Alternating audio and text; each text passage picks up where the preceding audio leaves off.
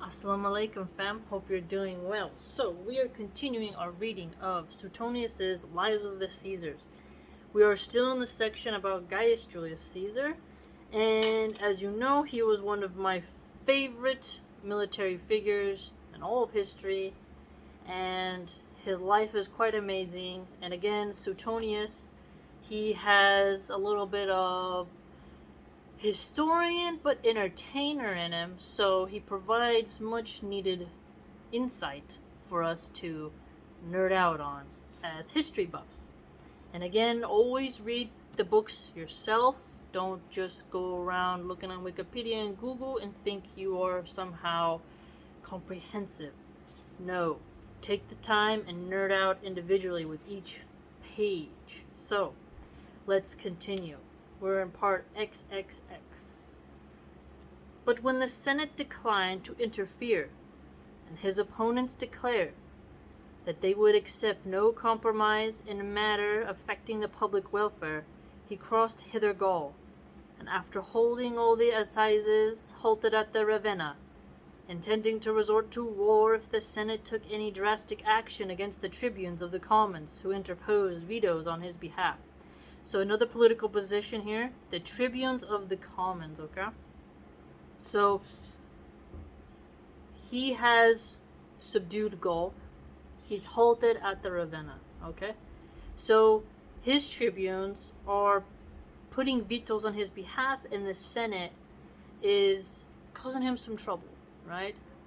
He's causing him some trouble. Now this was his excuse for the civil war, but it is believed that he had other motives.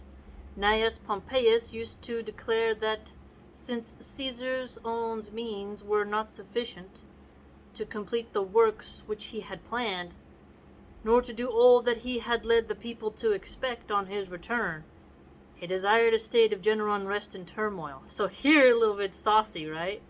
So, Gnaeus Pompeius, Pompey Magnus, was married to Caesar's daughter. She died, right? After she dies, they have a rift, naturally. And it is interesting that he's saying, well, Caesar, he needs money, and he was not able to carry out his promises, and now he wants to cause a civil war, a state of unrest of the people. They don't realize Caesar has not kept his promises, right? So Pompey is being a bit saucy, right? He's being a bit tart, but let's continue. Others say that he dreaded the necessity of rendering an account for what he had done in his first consulship, contrary to the auspices and the laws, and regardless of vetoes. So contrary to the auspices, that's their religion. They're kind of like, ooh, it's, is it the right time? Or their pantheistic religion.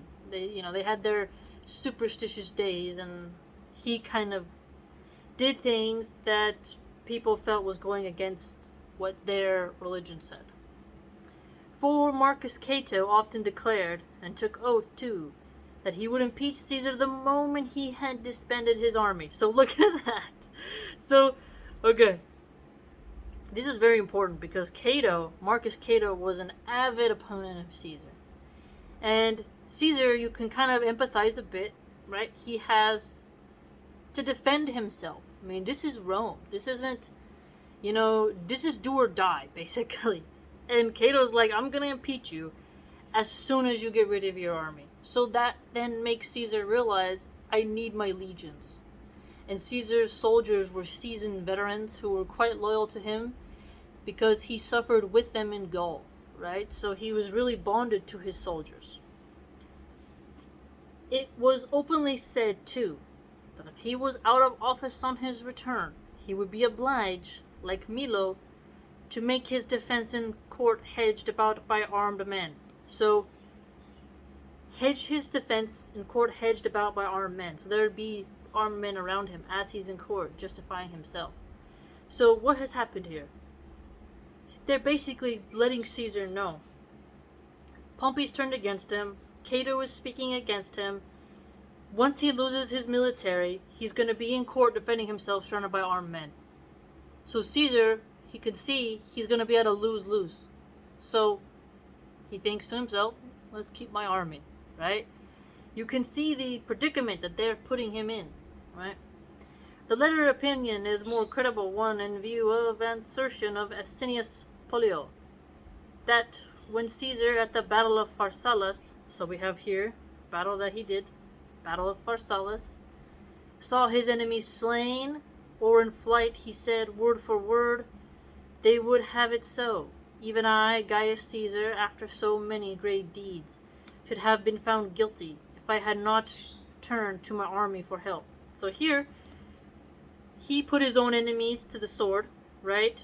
Whether they were there to fight or there to flight. So if they fled, you're going to just get them all. Just get rid of them all. Now he's recognizing, and he quotes that he said it himself, he had to turn to his army for help. Just think about that kind of power, in a way, right? He's suffered with them, he's built camps with them, and I've read Caesar's Gallic Wars. It is one of the, very profound texts. It's a very cool book to have that's that old. In fact, the reason why we know about the Celtic Druid religion is also what remains is because of Caesar having these sort of journal logs. It's pretty cool, actually. So he has to turn to his army for help, right? Sounds pretty smart. Because, Cato has said, as soon as you disband your army, we're taking you. And he's like, better not let it go then. Some think that habit had given him love of power, and the strength of his adversaries against his own. He grasped the opportunity of usurping the despotism which had been his heart's desire from early youth. So here he's contending, right?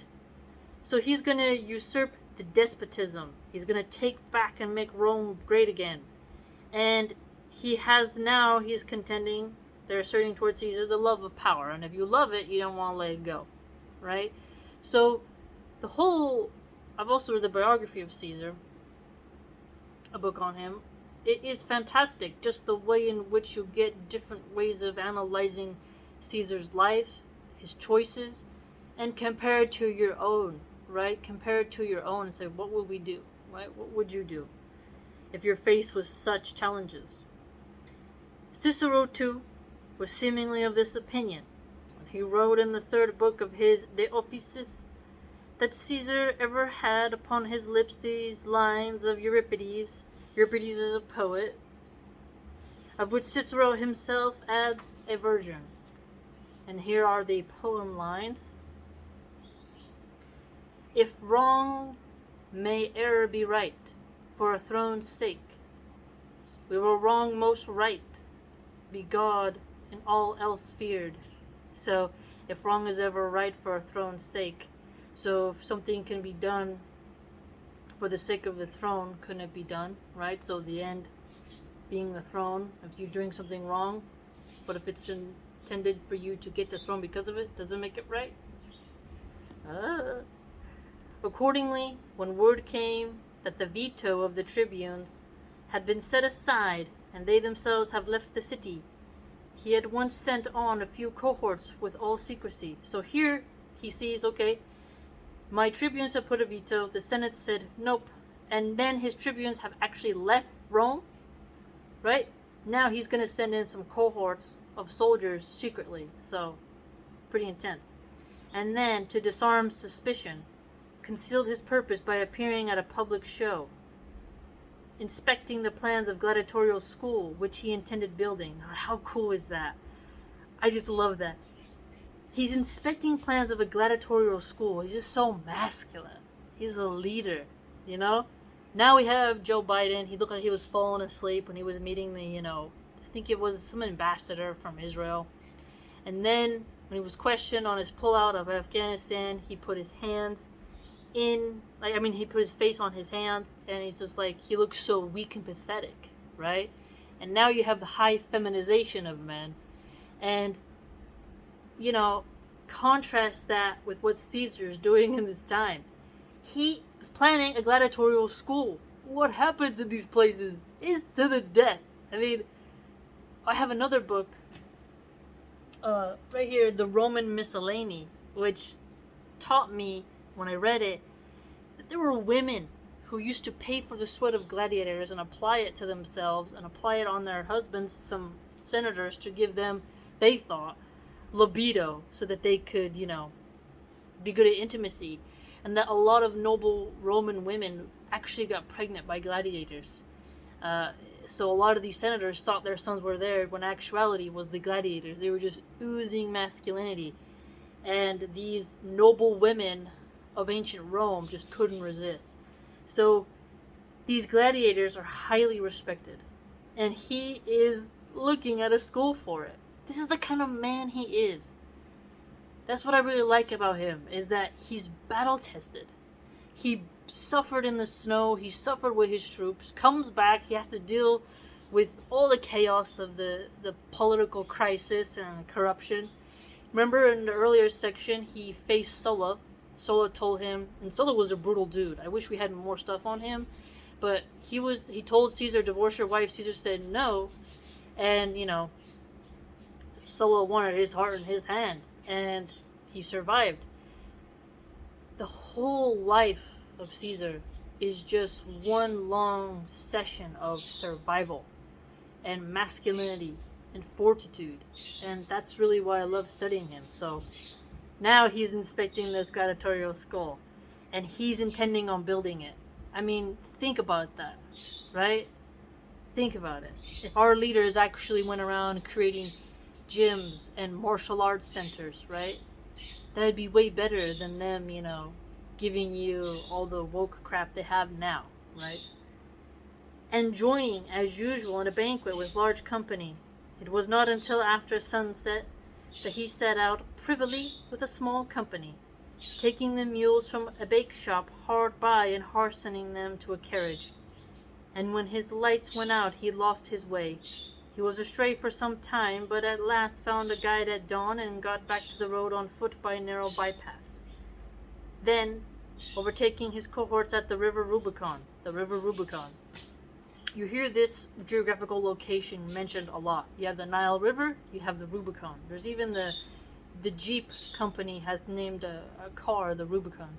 It's actually pretty cool looking, one of their models, which was the boundary of his province. He paused for a while, and realizing what a step he was taking, he turned to those about him and said, "Even yet we may draw back, but once cross yon little bridge, and the whole issue is with the sword."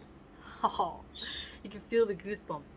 This is a key pivotal moment, crossing the Rubicon. You're going to hear this a lot in political talk. You're going to hear this a lot in movies. This is what they're talking about. Once you cross the Rubicon, you've remember, in this time period, that was like a sanctuary type of line. Like, you cannot bring an army into Rome. And the Rubicon is there. He's approaching. He's going to come in. And once he crosses it, then everyone in Rome knows a civil war is afoot. There's going to be a severe conflict, right? You can't compare it to crossing into Mecca. But Mecca was a sanctuary, right? It would be like somebody going in with a huge army and into Mecca, like the Prophet Muhammad, peace be upon him, did, but he was there to do his pilgrimage, right? To do his religious rites. Caesar is going for a different reason, though, to usurp.